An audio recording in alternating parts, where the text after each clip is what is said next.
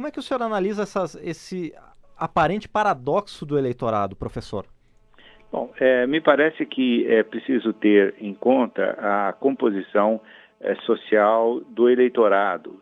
No caso da Bahia, por exemplo, há uma influência muito grande ainda das hostes carlistas sobre o eleitorado e há uma espécie de esperança de que o líder máximo deles, que é o Antônio Carlos Magalhães, continue atraindo recursos para a Bahia, né?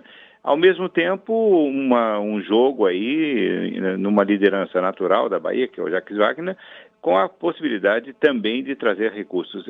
Esse cálculo que está presente em todo o país, mas que está particularmente presente em alguns estados, é muito complicado, porque efetivamente a concentração dos recursos na mão do poder central, do governo central, faz com que haja um investimento em líderes que possam fazer com que os impostos retornem às regiões.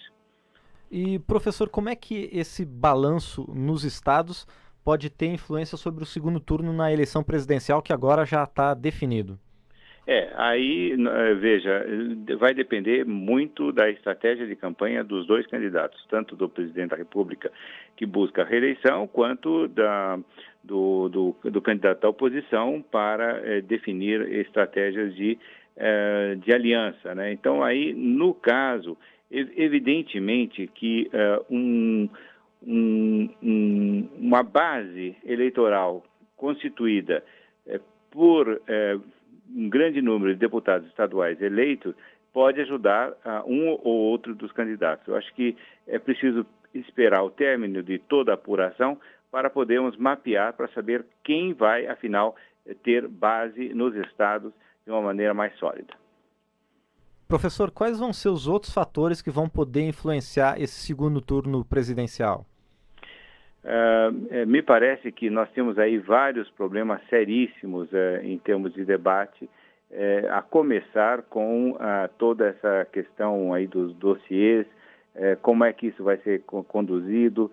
Veja, era quase certo que se houvesse o presidente da República ele sido eleito no primeiro turno, esse dossiê adquiriria dimensões dramáticas, inclusive para a vida nacional. Mas, havendo o segundo turno e havendo esse equilíbrio na busca pelo poder, evidentemente que os elementos mais aguerridos da oposição não insistirão tanto nesse aspecto e jogarão mais suas fichas na tentativa de ganhar a eleição. Então, me parece que cada um desses elementos que são obstáculos para um ou outro candidato poderão ser modificados conforme a estratégia da campanha. Nós estamos conversando com o professor de Ética e Filosofia Política da Unicamp, professor Roberto Romano. Professor, Heloísa Helena fez 6,5 milhões de votos nesse primeiro turno e Cristóvão Buarque, do PDT, fez 2,5 milhões. É possível que esses votos migrem automaticamente para um candidato ou para outro? Não. É muito difícil. Certamente o eleitorado de Cristóvão Buarque irá, digamos, preferir quase que certamente o candidato da oposição. Mas não é certo que os eleitores de Heloísa Helena votem em Alckmin. Me parece que nós temos aí uma divisão interna dentro do PSOL muito séria e certamente, por exemplo, setores como o PSTU e outros setores minoritários dentro do PSOL preferirão talvez anular o voto do que votar em Alckmin. Me parece que a posição da própria Heloísa Helena será crucial nesse debate. Não vejo nenhuma possibilidade de transferência automática de votos a um ou outro candidato. Professor, nós já ouvimos durante a nossa transmissão, hoje à noite, muitos especialistas aqui, alguns convidados, falando sobre o papel dos institutos de pesquisa nesse processo eleitoral como um todo. Quer dizer, alguns, segundo nossos especialistas, exageraram, outros foram no caminho certo. Qual a avaliação que o senhor faz sobre as pesquisas divulgadas pelos institutos de pesquisas? Alguns já cantaram aí a vitória do presidente Lula em primeiro turno, ou seja, esse instrumento, como já foi perguntado aqui hoje à noite, do Instituto de Pesquisa, pelo menos a metodologia não tem que ser revista em alguma coisa, na opinião do senhor? Olha, a metodologia eu não faria tantos reparos, não. Me parece que o problema está na hermenêutica, na interpretação dos resultados. Enquanto os analistas, na maioria, chegavam a questionar esse ou aquele resultado, mas respeitavam, digamos, a dificuldade da pesquisa, porque, veja, em primeiro lugar, é uma pesquisa de opinião, não é uma pesquisa científica. O científico aí é o método. Mas o objeto da pesquisa é a opinião, e a opinião é o elemento mais flutuante do universo, não é? Então, nessa medida, o que aconteceu é que boa parte, e isso ocorre no mundo inteiro e aqui também, boa parte dos políticos tentaram vender, não é, um resultado parcial, uma indicação de tendência como certeza, não é? Tendo em vista a retórica, a propaganda, o convencimento, etc. Com isso, eles usaram um mecanismo de psicologia de massa, né? Na Folha de São Paulo me perguntaram se estava certo que o presidente da República seria eleito no primeiro turno. Eu disse que não. Não é porque eu tivesse uma bola de cristal, mas porque, efetivamente, a tendência do eleitorado nacional não estava ainda plenamente amadurecida.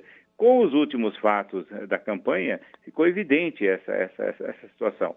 Então, me parece que o problema não está na metodologia apenas dos institutos de pesquisa, está nessa transformação de resultados de pesquisa em dogmas, em certezas e, sobretudo, em slogans. Professor, agora vamos tratar da questão ética. Os primeiros resultados para deputado federal indicam que boa parte dos envolvidos nos escândalos recentes, nos escândalos dessa legislatura, eles serão reeleitos, serão reconduzidos à Câmara dos Deputados. O senhor considera que exista um movimento entre a população, entre os eleitores, para desconsiderar esses deslizes éticos, esses deslizes de corrupção de seus representantes e elegê-los mesmo assim? Ou o que acontece, professor? Não, é que normalmente esses candidatos têm uma base eleitoral bastante sólida e não, por exemplo, vou citar o nome de Antônio Pallotti. Ele é uma liderança da sua região muito importante. Se nós passarmos a José Genuíno, que está aí com dificuldades, inclusive, mas que é uma grande liderança no estado de São Paulo. Então você tem o João Paulo Cunha, você tem um conjunto de deputados que foram envolvidos nesse conjunto de escândalos, mas que tem base eleitoral, quer dizer, eles não foram produzidos de ontem, eles têm uma longa rede de relações, etc. O problema não está tanto aí, do ponto de vista ético, está no fato de que, mesmo eleitos, a sua palavra será dificilmente acatada de forma tão clara e tão inequívoca como no passado. Você se recorda, como jornalista que acompanha a Câmara, na época em que José Genuíno era uma liderança importante do PT e Luiz Eduardo Magalhães era outra liderança importante do governo. E ambos tinham uma palavra que era quase que automática, dizendo-se que tal acordo será feito, esse acordo era cumprido. O que não se perceberá nessas pessoas mais. Talvez a liderança possa ser exercida por outros, mas uma das características, infelizmente, desse período Lula da Silva é o não cumprimento dos acordos, né? E isso trouxe boa parte dessa crise entre executivo e legislativo. E, professor, a partir do ano que vem, com parte dessas pessoas reeleitas, mas ainda respondendo a processos aqui na própria Câmara dos Deputados, como é que deve ficar essa questão política aqui na Câmara? O senhor já tem algum palpite, alguma perspectiva? Olha, veja, nós quase pelos dados, nós teremos aí uma grande presença do PMDB na Câmara. E o PMDB não é um partido unido, é um partido que está bastante cindido. Com essa liderança numérica do PMDB cindido, essas lideranças menores ou essas lideranças que estão ameaçadas estarão à mercê dos acontecimentos, à mercê dos processos e não terão muita proteção para si mesmos. Então, esse é um ponto que me parece sério. Nós teremos um presidente da República, seja ele quem seja eleito, não é?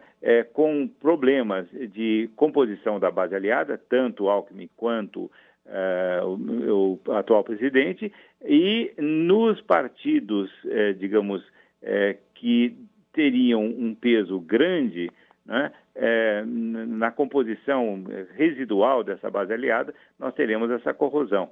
Então, esse é um ponto que me preocupa muito em relação à próxima legislatura. Professor, o senhor citou sobre a dificuldade, justamente, de qualquer um dos dois presidentes que venha a ser eleito na formação de maioria. E como é que fica o PMDB como fiel da balança tanto para Lula quanto para Geraldo Alckmin? Sim, esse é um grande problema, né? Porque o PMDB, embora tenha feito poucos governadores, ele terá uma representação muito forte. E o PMDB é um partido, como eu disse, um partido cindido, né? Se o presidente da República não souber administrar com essa base do PMDB, no caso do presidente Lula, se houver a sua reeleição, evidentemente ele terá dificuldades gravíssimas, porque o PT, embora mantendo uma certa densidade de representação, não será mais o PT que entrou em 2002, né? Não será mais aquela potência legislativa. Então nós teremos aí eu discordo daqueles que dizem que o presidente da República será refém do PMDB. Eu creio que haverá uma tensão cotidiana em qualquer ação e, sobretudo, nessas ações mais polêmicas, como a reforma da Previdência e outras reformas que são, digamos, espinhosas para a pauta dos dois futuros possíveis presidentes. Professor, muito obrigado pela participação, muito obrigado por sua opinião aqui na Rádio Câmara. Muito obrigado a vocês e bom trabalho. Obrigado, professor.